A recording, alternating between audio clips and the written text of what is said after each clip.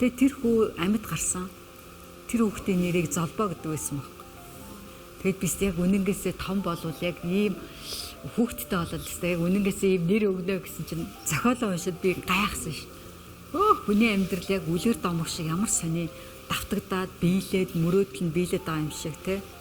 Тэг санагдчихсан. 84 оны сүүлээр 12 сард тэр үед айл болгон утас байдгүй. Тийм албан газар болгон гар утас байдгүй тийм байсан. Тэгээ дээрээс ингээл нэг жүжигчин Прума байна уу уцаар ярих гэж бодвол ар гэрийнх нь юм байлгүй. Дээшээ гараад авсан чинь манай дүү доотлын хар шамтлагын баасан дорж гээд гавьяат дуучин. Мэдхөө хос залуус гэж дуулдаг. Тэр дуур нь Прума хчээ та эмнэлэгт ажиллаж байхдаа формынхоо гадуур цагаалуудаа өмсөөл ингээд жижигс гардаг гэсэн санаж байна уу? Тийм штэ гэдгсэн чинь. Тэгвэл энд нэг 10 жилийн хүүхдийн порог хийх гэж байна гэхгүй юу? Тийм үү тэгвэл ямар гоё юм бэ наа чи очичаас ингээд. Тэгээ гарах болохоор н алтан очир найруулагчаасаа жоох имээгээд бид нар чи ичиж имээдэг хамаагүй ажилласаа хаяад гараа явчих болдгоо. Найруулагчаа би явчаад ирхүү дүү маань уцтаад байна гэж баг худлаа ирээл гарсан. Тэгээ хаана ингэсэн чи кино үлдрэхгүй юм. Тэгэл Ленин клубээс Хүүхэлдэйн театр, драмын театраас гараад Ленин клубээс кино үлдэрийн автобусан суугаад очсон. Тэгэл туяа хүү гэсэн чинь тэгэл бүртгэж өөр юу манай сургууль биш штэ гэж тоож байгаа юм алгаа. Дандаа хөгжим бүжгийн хүүхдүүд байсан. Өөр хаанаас ирсэн энэ төр гэж ингээд дээрээс доош наарж ороод тэгэл би одоо хөшөө харагдаад байгаа юм болоо. Би ч одоо 22 настай штэ тий. Бид нар чи одоо нэг 10 жилийн 17 8-тай юм болоо. Тэгэл би улсын Хүүхэлдэйн театраас явж байна. Юу идгийг гэдгсэн чинь жүжигчин гэсэн. Өө тийм үү тэгвэл бичээд авчих гээд тэгээ бичиж авч ирсэн. Тэгэл нэг тэр паровонд орж исэн. Тийм түүх бол тийм. Хоёул эста сайхан амьдрнаа хамт ажилдаа яваад орой тарахтай кино юм уу жижиг гэдэг энэ паров байсан. Анхныхаа хүүхдийг эргэтэй ч эмэгтэй ч Золбоо гэж нэрлэнэ гээд. Тийм. Тэр байсан. Тэр Золбоо гэдэг үг бол надад аюу дотн байсан. 3 дахь сургуулийг хажууд 2 дугаар эмнэлэг. Тэгээд нөгөө формо зунжингаа хүчилгээ хийцсэн. Тэгэл цүгэндээ ингээл цагаалаадын нүлээ цахмахаа очиод яачна ойчно гэлтэй. Цагаан партгаа угаачна гэж тэгж явж байгаа шүү дээ. Тэгсэн чинь нэг доор хүлээ авах дээр нэг доор эргэлт ирсэн байна. Хүүхдийн өмд цамц өгөх гээд энэ солих хувц гэдэггүй. Гэс маска зүгэл цагаан алаадаа өмсөөл малгайгаа өмсөөл ингээд 4 цагаас нөгөө 31-ний өдөр очиж байгаа шүү дээ эмнэлэг дээрээ. Сүүлийн өдөр жижигурт гарч байгаа. Гэсэн чинь манай энэ хүүхдэд энийг өгчөөрэй гэдэг ийм хоёр өрөмцөр дээр үеийн социализмын үеийн төрк хором өгнө. Тэгээ хүүхдийнхаа солих өмд цамцыг өгч ирсэн.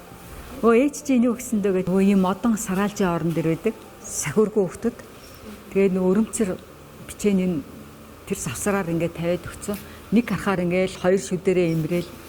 Тэгээ оройн хоол болсон чинь нөгөө хүчин бүр заваараад нөгөө бичээнэ идэв. Бафл бичэн хурцсан шүү дээ. Мэдхгүй тэр би жоохон байхгүй мэдхгүй.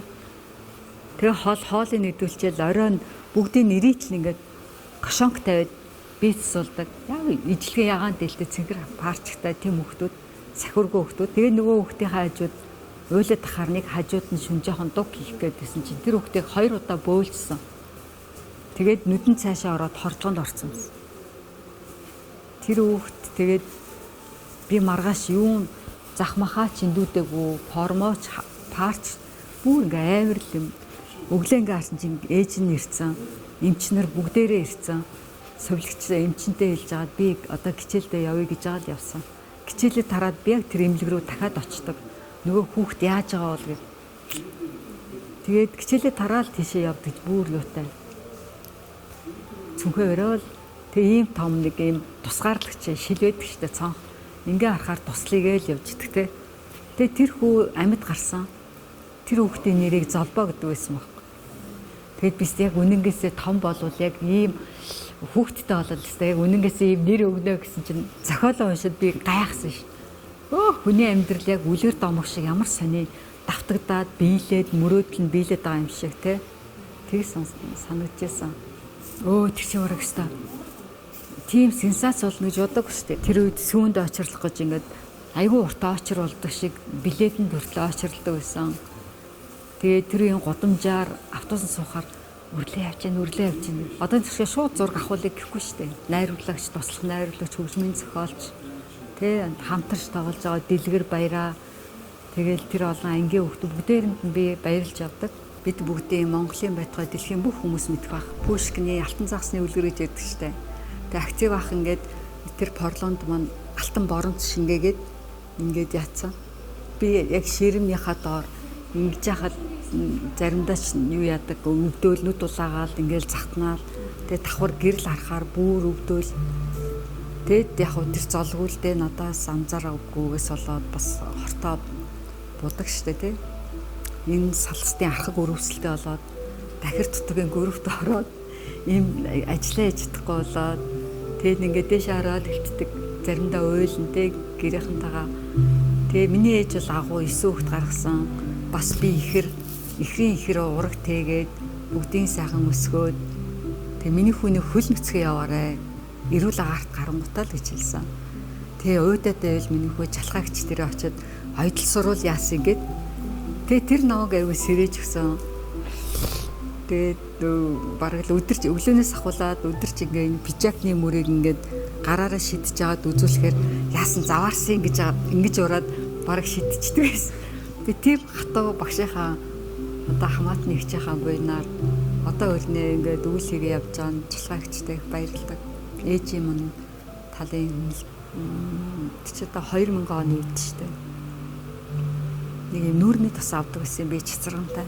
Тэгээ автикт ороо зогсчихсан чинь урд байсан нэг юм хижээлдүү настаа нэг өвгөн байрын 50-50 насны хүн. Нэг бас нэг урд зүгийнхаа хүнтэй ярьж байгаа болтой. Гэтэ өг нь болохоор тод ингээд аялгаутай урд зүгийн те өвөр Монгол муу хятадтай. Одоо утгагүй ар монголчуудыг урд зүгийнхаа хувцаар болно гэсэн баггүй. Тэр болохоор нэг ээж хүн чинь нэг сонор байдаг юм биш үү? Ойрхон одоо үр хөвгтөө тэгээд төрүүлээд гаргасан ээжийн надад бол шууд юмаач авсангүй гэртээ ороод яг хажуутлын байр манайх байсан. 5 давхрынхан байшин гэртээ ороод ихэр татал уйлсан. Тэгээд би энэ хүрмийг монголчууд маань тэм достаасан цаанаа нэг юм чанартай улаан гэхэд часан хашгирсан улаан өнгө шүү дээ. Тийм монгол өнгө байх юм болов уу гэж энэ анхны завар. Одоо би ингээ монгол өнгөд өмссөн байдаг таахгүй юу? Өөрийнхөө ойсон юудэнтэй самцаа өмссөн. Өөрөө л хийсэн хувцал тухтай байдаг. Тий. Гарынхаа үеэр даахгүй нудрахтаа хувцас өмсгөр. Тэгээ тэнгэр шигээ задгаа монгол хэл одоо дээлний ханцуутай тэрийг өмсчхөр. Тэгээ тэр товч шилбэн ч юм уу зүгээр л нэг л амар л байдаг тийм.